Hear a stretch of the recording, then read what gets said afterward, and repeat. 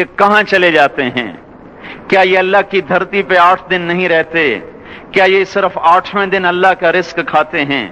کیا یہ صرف 8ویں دن اللہ کا پانی پیتے ہیں؟ کیا یہ صرف 8ویں دن اللہ کی ہوا کے ٹنوں ٹن اپنے پھیپھڑوں میں لے جاتے ہیں؟ کیا یہ صرف 8ویں دن اللہ کے دیے ہوئے نور سے دیکھتے ہیں؟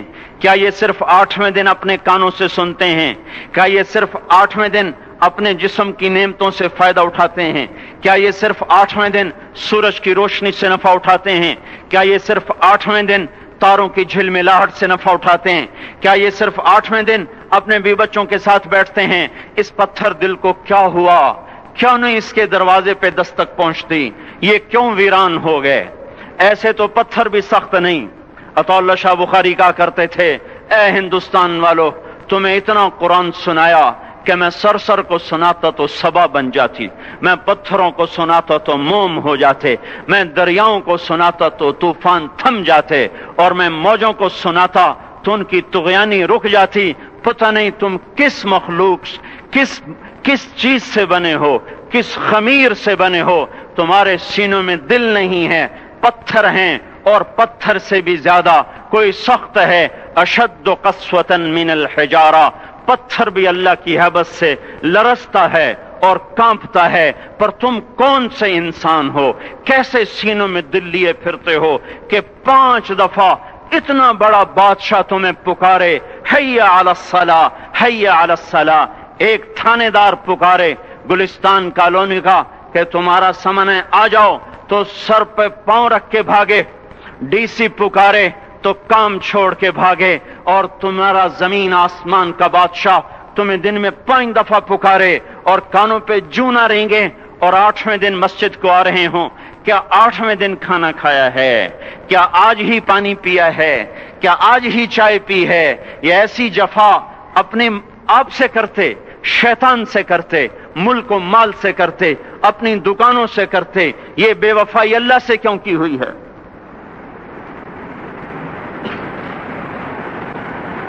جس زمین پہ سجدہ نہ ادا ہو، اس سے بڑا بھی کوئی جرم ہے؟ زنا کرنے کو گناہ سمجھتے ہیں، نماز کا چھوڑ دینا زنا سے بڑا جرم ہے۔ رشوت کھانے کو گناہ سمجھتے ہیں، نماز کا چھوڑ دینا رشوت کھانے سے بڑا جرم ہے۔ قتل کرنا بڑا گناہ سمجھتے ہیں، نماز کا چھوڑ دینا قتل سے بڑا جرم ہے۔ سجدے ہی کا تو انکار کیا تھا شیطان نے کوئی زنا کیا تھا، کوئی قتل کیا تھا، کوئی شراب پی تھی، کوئی جوا کھیلا تھا، کیا کیا تھا؟ کوئی شرک کیا تھا۔ شیطان سجدے کا انکاری ہوا، ایک سجدے کا انکار کر کے وہ ہمیشہ کے لیے مردود ہو گیا۔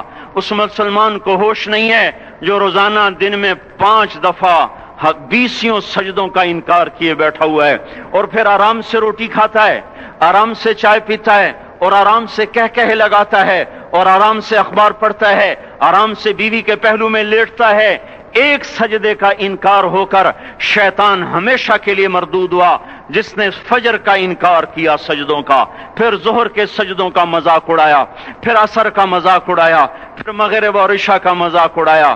گھر میں نماز پڑھنا بھی چلو نہ پڑھنے سے تو بہتر ہے، پر یہ بھی نماز کا مذاق ہی ہے۔ اور 8ویں دن سر پہ ٹوپی رکھ کے آیا۔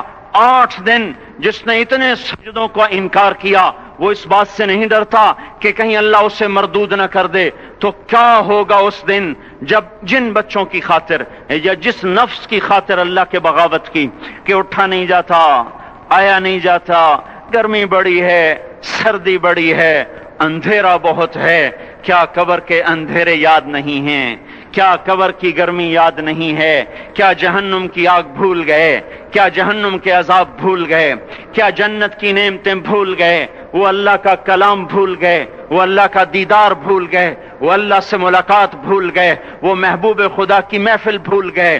یہ کیسا اسلام ہے؟ یہ کیسے پتھر دل ہیں جو کمانے میں تو ایسے مست ہوئے کہ ہوش نہیں، اور جب اللہ بلائے تو ایسے غافل ہو جائیں، نہ بوڑھے پر جوں رہیں گے، نہ جوان کو ہوش آئے، نہ کسی عورت کو ہوش آئے، نہ کسی مرد کو ہوش آئے، نہ بازار بند ہوں۔ ارے میرے بھائیو، حکومت سے پیسہ بچانے کے لیے ہڑتالیں کی, 20-20 دن بازار نہ کھولے, نماز کے لیے اگر دکانیں بند کرتے تو آج اللہ تعالیٰ آپ کو ہر ظالم سے باہر نکال دیتا. کوئی ظالم نہ آپ کے مال پہ ہاتھ ڈالتا, نہ آپ کی عزت و آبرو پہ ہاتھ ڈالتا. دن دہاڑے ڈاکے پڑے, کیوں پڑے؟ کہ ہم باغی ہو گئے, ہم نے اللہ سے بغاوت کر دی. کیا جمعے کے دن صرف اللہ بلاتا ہے؟ یہ جمعے میں اتنے کیوں آتے ہیں اور باقی دنوں میں کیوں نہیں آتے؟ یہ کیسی وفا ہے؟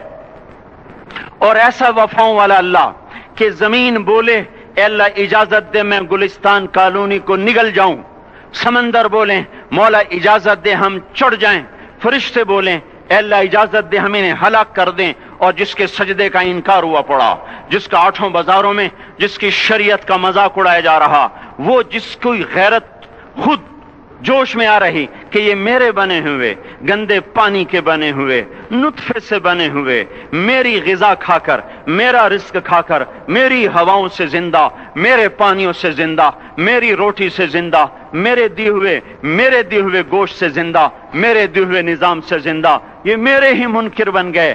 1500 روپے کا ملازم آپ کو چائے کی پیالی نہ دے تو آپ کہتے چل چھٹی کر, ہم کوئی اور رکھیں گے. اور جس نے اتنا بڑا وجود بخشا, آنکھوں میں چراغ جلائے, کانوں میں فون لگائے, دماغ میں برق کی روئیں دوڑائیں, دل کو دھڑکایا, سارے بدن کے تک خون پہنچانے کا نظام چلایا, پھیپھڑوں کی فیکٹریاں چلائیں, رگوں میں خون پہنچایا, ہڈیوں کو غذا پہنچائی اور آنکھوں کو غذا پہنچائی, بالوں کو غذا پہنچائی, زبان کو بولنے کی طاقت دی, دانتوں کو کاٹنے کی طاقت دی, دو وہاں نالیاں لگائیں, سانس کی الگ کر دی اور معدے کی الگ کر دی, اور وہاں پردہ لگایا جو غذا منہ میں جائے تو معدہ کھل جائے اور پھیپھڑے کی طرف جانے والی نالی رک جائے.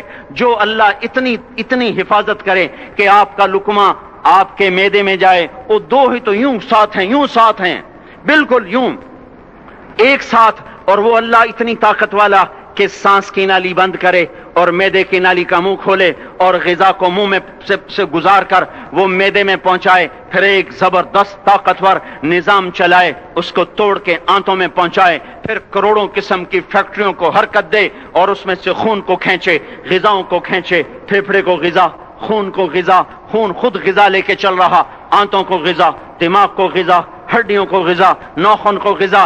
ایک ناخن کھینچ لے تو ہم کیا کریں؟ کیا میرے مولا کا نظام ہے؟ یہ ہمارا قبرستان ہے, مردہ سیل باہر نکل رہے اور ناخن کی شکل میں باہر آ رہے, پھر آگے جا کے اور سخت ہو رہے, تھوڑا سا ناخن زیادہ کٹ گیا, سارا دن سی کرتا ہے, سارا دن ہائے کرتا ہے. یہی ناخن میرا رب کھینچ لے تو ہم تو ایک ناخن کا شکر ادا نہیں کر سکتے. یہ جوڑ بنا دیے, سیدھا کر دے تو ہم اسی کا شکر ادا نہیں کر سکتے. میرے بھائیو, یہ سب کچھ کر کے پھر ہم اللہ کے باغی ہو جائیں, ہے کوئی عقل میں آنے والی بات؟ ہے کوئی سوچ بچار کی بات کہ 1500 صرف دیے اور اس نے چائے کی پیالی نہ دی تو نکال دیا, اس نے گاہک کو ڈیل نہیں کیا تو نکال دیا. اور یہ وجود کہاں سے خرید کے لائے؟ یہ زمین کس نے بچھا کے دی؟ والارض وضعها للانام, اے میرے بندو میں نے ہی تو تمہیں بنا کے دی. فاکہۃ, دیکھو میں نے تمہارے لیے پھل نکالا. والحب ذو العصف والریحان, میں نے ہی تمہارے لیے غلہ بھی بنایا اور بھوسا بھی بنایا. فبأي آلاء ربكما تكذبان, میری کیوں نعمتوں کو جھٹلاتے ہو؟ کیوں میرے باغی بنتے ہو؟ کس کس کا انکار کرتے ہو؟ دیکھتے نہیں ہو رب المشرق والمغرب, رب المشرقین والمغربین, میں تمہارے مشرق کا بھی رب ہوں, مغرب کا بھی رب ہوں, شمال کا بھی رب ہوں, جنوب کا بھی رب ہوں. فبأي آلاء ربكما تكذبان, پھر بھی تم میرے باغی ہو گئے, پھر بھی مجھے میری نعمتوں کو جھٹلاتے ہو. خلق الانسان من صلصال کالفخار وخلق الجان من مارج من نار, تمہیں مٹی سے بنایا, جن کو آگ سے بنایا. میری فبأي آلاء ربكما تكذبان, کیوں مجھے جھٹلاتے ہو؟ کیوں میری نعمتوں کا تم انکار کرتے ہو؟ تمہیں پتہ نہیں ہے کہ میں نے 2 پانی چلائے, ایک کڑوا ایک میٹھا, بینہما برزخ, ان میں پردہ لگایا, لا یبغیان, تاکہ کڑوا پانی میٹھے میں نہ چلا جائے. اگر میں پردہ ہٹا لوں تو کڑوا میٹھے میں چلا جائے تو پھر نہ کوئی تمہیں حکومت کا پانی میٹھا ملے, نہ زمین کا پانی میٹھا ملے. فبأي آلاء ربكما تكذبان, تم دیکھتے نہیں ہو تمہاری کشتیاں میرے اتنے بڑے سمندر میں آرام سے کراچی سے چل کر نیو یارک تک چلی جاتی ہیں، اور میں طوفانوں کو روکتا ہوں، موجوں کی لگام کو لگام دیتا ہوں، پانی کو تھام کے رکھتا ہوں کہ تمہارے تنکوں جیسے جہاز میرے ایسے محیب اور خوفناک سمندروں پر ایک کنارے سے چل کر دوسرے کنارے تک چلے جاتے ہیں۔ فَبِأَيِّ آلَاءِ رَبِّكُمَا تُكَذِّبَانِ، تمہیں پتہ نہیں ہے تم سب مر جاؤ گے اور تمہارا رب ہمیشہ باقی رہے گا۔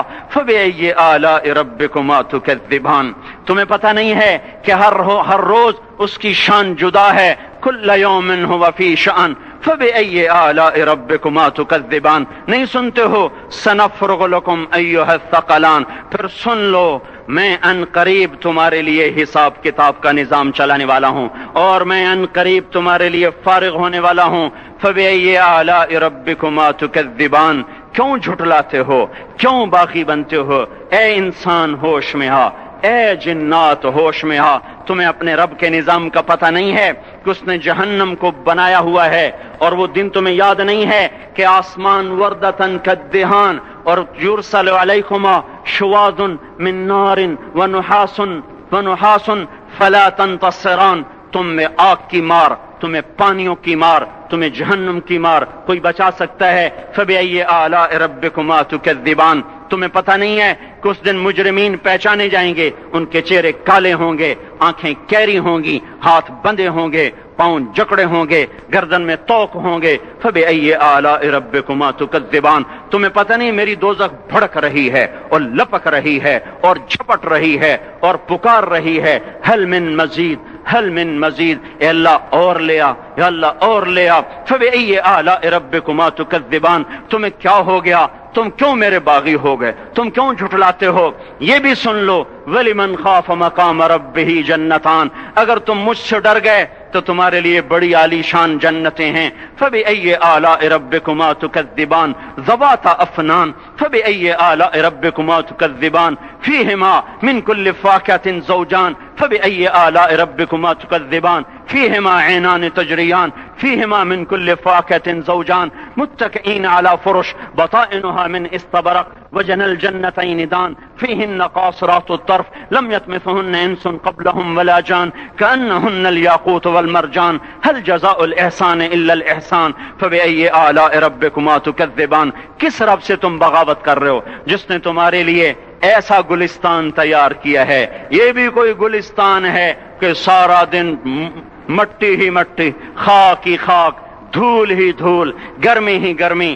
آؤ میرا گلستان دیکھو جس میں سائے لمبے، پانی بہتے ہوئے، سائے پھیلے ہوئے، درخت پھیلے ہوئے، پھل بھرے ہوئے، خوشے جھکے ہوئے، پھل پکے ہوئے اور لٹکے ہوئے، پرندے اڑتے ہوئے، پانی اٹھتا ہوا، پانی بہتا ہوا، حوریں سجی ہوئیں، غلمان کھڑے ہوئے، تمہارا رب تمہاری خدمت کے لیے اور تمہیں کھلانے کے لیے اپنے دروازے کھولے ہوئے، دربار لگائے ہوئے، نبیوں کا ساتھ، فرشتوں کا سلام، غلاموں کا سلام، اور فرش بچھے ہوئے، قالین لگے ہوئے اور گاؤ تکیے لگے ہوئے، جوانی ہمیشہ، زندگی ہمیشہ، محبت ہمیشہ، زندگی کو زوال نہیں، جوانی کو زوال نہیں، حکومت کو زوال نہیں، ہر طاقت ابد الآباد کی۔ وہ ذرا دیکھو تو صحیح، وہ دیکھو تو صحیح کہ کیسے جنت کا سایہ دار درخت ہے اور اس کے نیچے تخت ہے اور اوپر خوشے پکے ہوئے ہیں اور اوپر تو بیٹھا ہوا ہے، تیرے ساتھ جنت کی خوبصورت بیویاں، تیری دنیا کی مومن بیویاں جو جنت کی عورتوں سے بھی 70,000 گنا زیادہ خوبصورت ہیں، وہ تیرے دائیں بائیں ہیں۔ تو نیچے دیکھتا ہے تو جنت کی نہریں چلتی ہیں، اوپر دیکھتا ہے تو باغ اور پھل جھکے ہوئے ہیں، پکے ہوئے ہیں۔ فَبِأَيِّ آلَاءِ رَبِّكُمَا تُكَذِّبَانِ، اب میں کیا میرا بندہ تمہیں بتاؤں اور میری کس کس بات کا تم انکار کرو گے؟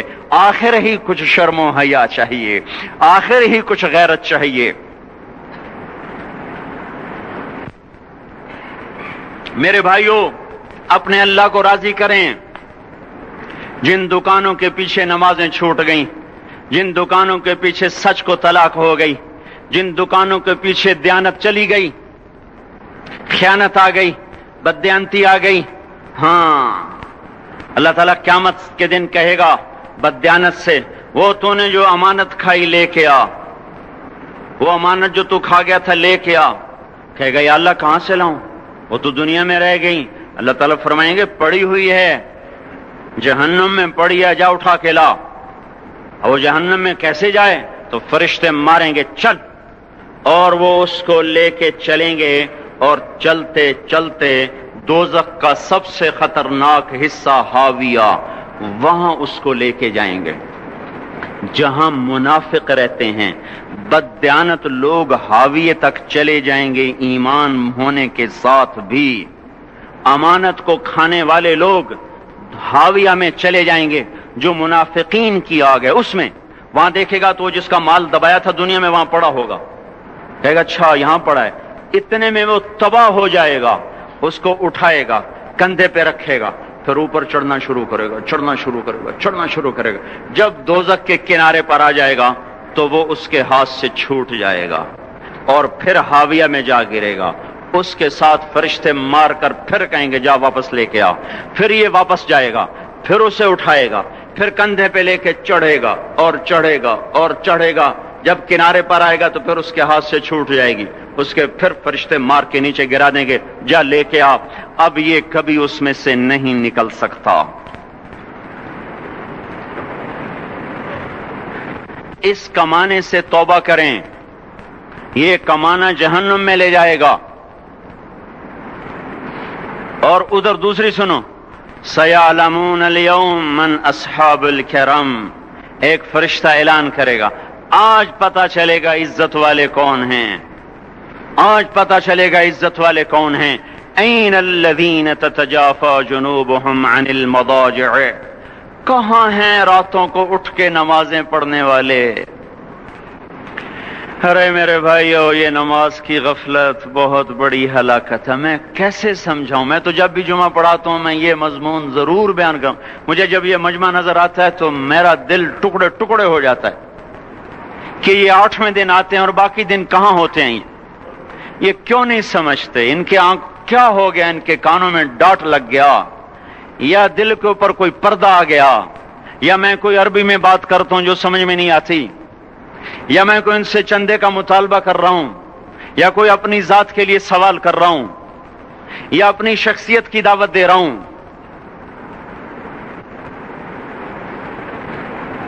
آج نماز عزت دلائے گی. سب سے پہلا اعلان ہوگا، کہاں آج پتہ چلے گا عزت والے کون ہیں، کہاں ہیں راتوں کو اٹھ کے نماز پڑھنے والے اور اللہ کے نام پہ خرچ کرنے والے. صرف نماز نہیں، زکوٰۃ بھی دینی پڑے گی. پیسہ ہے زکوٰۃ نہیں دے رہے، پیسہ ہے اللہ پہ کے نام پہ خرچ نہیں کر رہے. بھائیو، اللہ کے نام پہ خرچ کرنا سیکھیں اللہ کے واسطے. اپنے آپ کو سادگی پہ لائیں اور اللہ کے نام پہ لٹانا سیکھیں. اللہ آپ کی نسلوں کو واپس کرے گا، صرف آپ کو نہیں، آپ کی نسلوں کو واپس کرے گا. آپ اللہ کو قرضہ دے رہے ہیں، کسی ایسے ایرے غیر کو قرضہ نہیں دے رہے.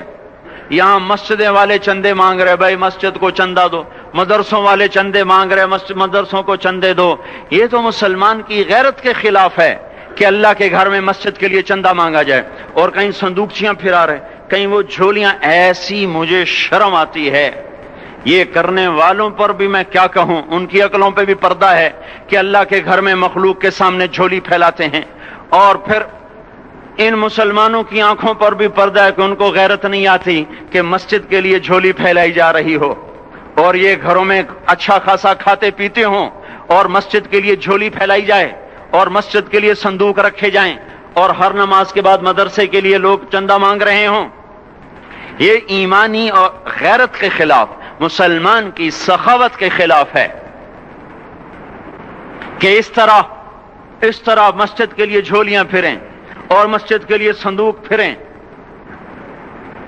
ہم تو اللہ کے نام پہ بے دھڑک لگائیں. اقیموا الصلاۃ وآتوا الزکاۃ، اقیموا الصلاۃ وآتوا الزکاۃ 67 دفعہ یہ حکم چلا ہے، اور ہر دفعہ زکوٰۃ کے ساتھ. نماز نماز زکوٰۃ، زکوٰۃ نماز، نماز زکوٰۃ، زکوٰۃ نماز. نماز پڑھنے والے زیادہ ہیں نسبتاً زکوٰۃ دینے والوں سے. زکوٰۃ دینے والے تھوڑے ہیں، پیسہ جاتے ہوئے جان جاتی. ہمیں نہ دو، اپنے غریب رشتہ داروں کو تلاش کر کے دیں، اپنے غریب رشتہ داروں کو، اپنے غریب پڑوسیوں کو. آج جو صحیح دیانتدار تنخواہ دار ہے وہ بھی مستحق زکوٰۃ ہے اگر وہ دیانتدار ہے تو. اگر رشوت نہیں لیتا تو آج کا ایس پی بھی مستحق زکوٰۃ ہے. میرا ایک دوست ایس پی کہنے لگا میں زکوٰۃ کا مستحق ہوں، حالانکہ میں ملتان کا ایس پی ہوں، کہ 15 دن میرے گھر میں کبھی سالن پکتا ہے کبھی نہیں پکتا. اپنے اوپر صرف خرچ کرنا. بچے کو کھلونے کی خواہش تھی، 1000 روپے کے کھلونے لے کے دے دیے. کیا ظلم ہے یہ؟ 1000 روپے کے کھلونے بچے کو لے کے دے دیے. کیا اللہ نہیں پوچھے گا کہ اس 1000 سے کسی غریب کے گھر کا دیا جل سکتا تھا اور کسی کے غریب کا ایک ہفتہ گزر سکتا تھا، تیرے کسی مسکین رشتہ دار کے گھر میں بھی کچھ سالن پک سکتا تھا.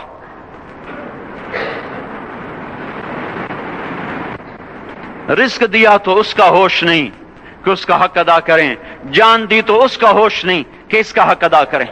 سجدہ جان کا حق ہے اور زکوٰۃ اور صدقات یہ مال کا حق ہے. میں کب اپنے لیے مانگ رہا ہوں؟ میں کہہ رہا ہوں اللہ اپنے غریب رشتہ داروں کو دیں، ان کو تلاش کریں اللہ کے واسطے. اپنی بیویوں سے پوچھو سونے کی زکوٰۃ دی ہے؟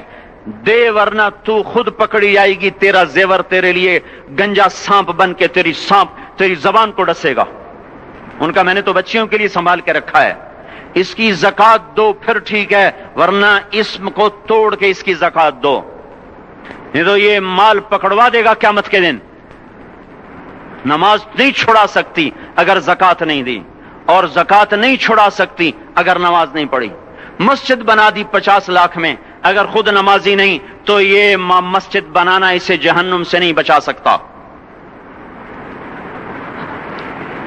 میرے بھائیوں، اپنی جان کا بھی صحیح استعمال کریں اور اپنے مال کا بھی صحیح استعمال کریں. ہم ایسے اندھے نہیں ہیں کہ جو بچے نے چاہا لا کے دے دیا، جو بیگم نے مانگا اٹھا کے دے دیا. نہیں، ہم پہلے دیکھیں گے. اپنے اوپر حضرت عثمان رضی اللہ عنہ کے پاس ایک سائل ہے، حضور سے مانگنے آیا. آپ نے کہا عثمان کے پاس چلے جاؤ. عثمان سے مانگنے گئے تو آگے بیوی پہ لڑ رہے. کس بات پہ؟ یوں کہہ رہے وہ باہر چھوٹے چھوٹے گھر ہوتے تھے تو باہر آواز آ رہی. بیوی کو کہہ رہے اللہ کی بندی رات تو نے چراغ میں بتی موٹی ڈال دی. وہ بتی ڈالتے تھے نا اس کی روئی کی، تو تیل زیادہ جل گیا. تو یہ کہنے لگے یہ کس کنجوس کے پاس بھیج دیا؟ جو بیوی پہ لڑ رہا ہو کہ تو نے بتی موٹی ڈالی ہے تو یہ مجھے کیا دے؟ تو یہ دمڑی بھی نہیں دے گا. جب ان کو باہر بلایا اور خیرات مانگی کہ وہاں سے آیا ہوں، تو انہوں نے اندر گئے اور ایک تھیلی اٹھائی. نہ پوچھا کہ کتنے چاہیے، نہ پوچھا کہ کون ہو، 3000 درہم اٹھا کے دے دیے. وہ حیران ہو کے کہنے لگا یار ایک بات تو بتاؤ. کہا کیا؟ کہا یہ مجھے تو نے اتنے دے دیے کہ میری اگلی نسل کو بھی کافی ہیں، اور خود بیوی پہ تو لڑ رہا تھا کہ بتی موٹی کیوں کر دی. کہنے لگے وہ اپنی ذات پہ خرچ تھا، وہ پھونک پھونک کے کرنا ہے. یہ اللہ کو دے رہا ہوں جتنا مرضی دے دوں، یہ تجھے تھوڑا دے، اللہ کو دے رہا ہوں. تو اپنی جان کو بھی لگائیں اللہ پر اور اپنے مال کو بھی لگائیں اللہ پر. اور میرے بھائیوں اپنی کمائیوں کو حلال پہ لائیں. اپنی اولاد کو اور بیویوں کو سمجھا دیں کہ ہم تمہاری خاطر دوزخ میں نہیں جا سکتے. یہ ہم اس پر توبہ کریں، اس پر توبہ کریں. اور یہ آبادی ہر وقت ہونی چاہیے مسجد کی. چلو کوئی جو جہاں سے بھی آیا ہے مسجد کے عادی بنو. میرے بھائیوں ہماری جماعت گئی تھی اردن میں 1991 میں، تو ہم اسرائیل کے بارڈر پر چلے. انہوں نے بتایا کہ یہ ہم سے آمد رفت بات چیت ہوتی رہتی ہے، چونکہ کچھ عرب ادھر رہتے ہیں کچھ عرب ادھر رہتے ہیں، رشتہ داریاں ہیں.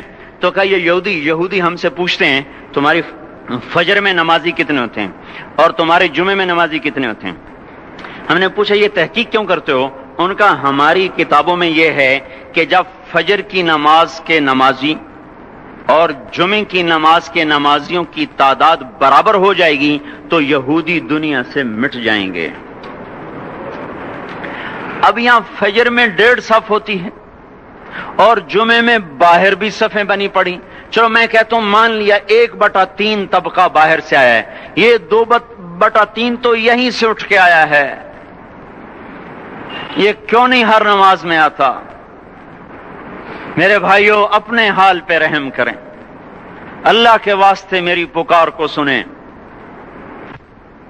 میں آپ کو کوئی فلسفہ نہیں سمجھا رہا. میرا روزانہ ہر جمعہ جب آتا ہوں میں یہی مضمون بیان کرتا ہوں. میں روزانہ آپ کو نیا بیان سنا سکتا ہوں.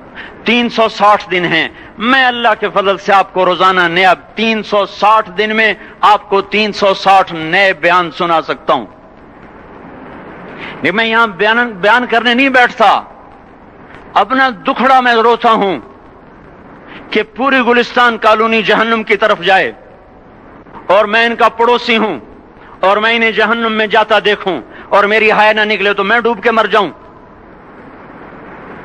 جلتا کتا ہم نہیں دیکھ سکتے اور اس ہماری آنسو نکل پڑیں.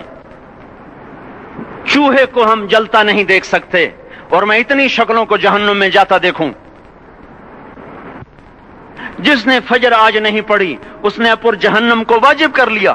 جو اب آئندہ اثر نہیں پڑے گا اس پر جہنم واجب ہو گئی. پھر میں کیا مضمون بیان کروں, کیا فلسفے بیان کروں؟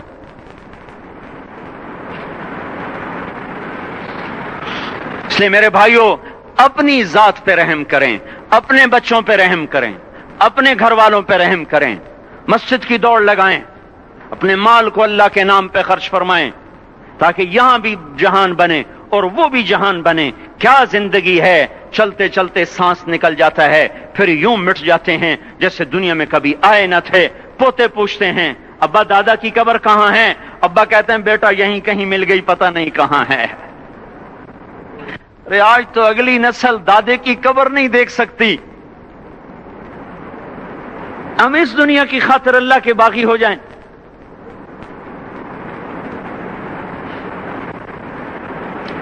اس بے وفا جہان کی خاطر اللہ سے بغاوت کر جائیں جو ایسا مہربان, جو ایسا کریم.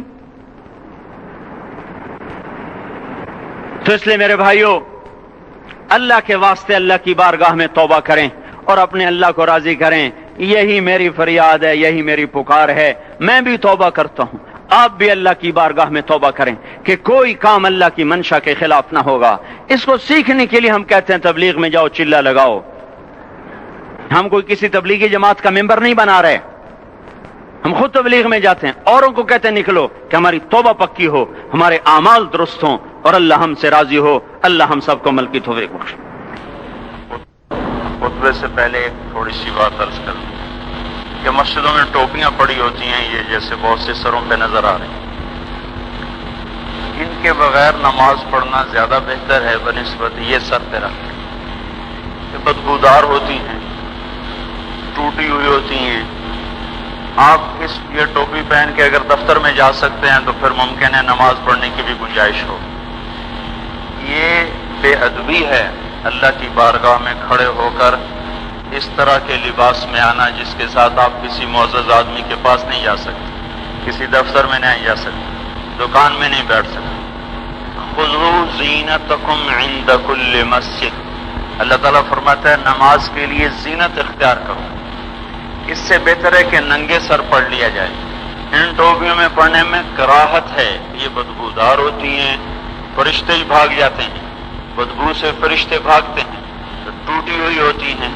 رسول اللہ صلی اللہ علیہ وسلم نے ننگے سر تو نماز پڑھی ہے لیکن ایسی بدتمیز ٹوپیوں میں نماز نہیں پڑھی.